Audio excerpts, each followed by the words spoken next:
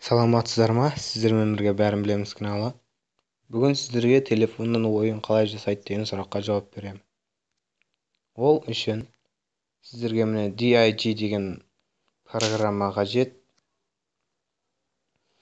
Бұл программаға кіреміз. Бұл өте қолайлы программа. Және де сіздерге айта кететін жағдай, бізде ВКонтакте желісінен группа аштық. Соған тіркелуіңізді сұраймыз. Группамыздың аты бәрін білеміз.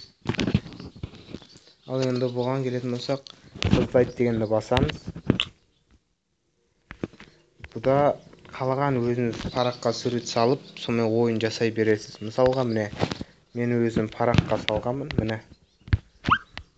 Секіріп ойнай бересіз.